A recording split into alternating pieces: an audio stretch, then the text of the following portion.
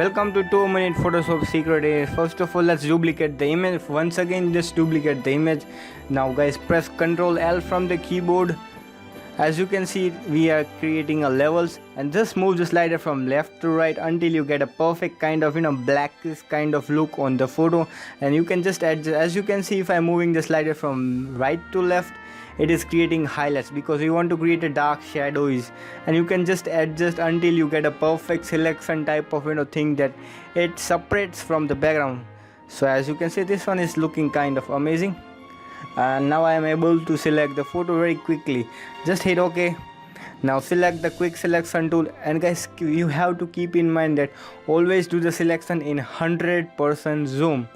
Never ever just like this way, you never do the zooming area and then you may select, otherwise it will create unrealistic and it will take a lot of time to select.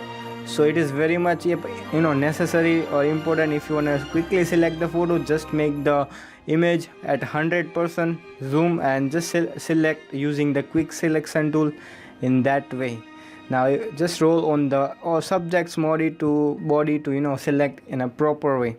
Now just right click on it and select and mask option if you are using Photoshop CC, or if you are using Photoshop CS6, then you can see refine edge tool over there. Now make sure you select the second brush and just roll on the hairs of the model to select the hairs very precisely, so it will create an amazing selection, guys. You will see the result later. So just hit OK and just right click on it. Now unhide that layer, go to the original layer, just right click on it and select layer copy, and finally, as you can see, we have perfectly made a selection of hairs as well as a model within a few minutes. So this is a very cool trick if you want to quickly select the photo.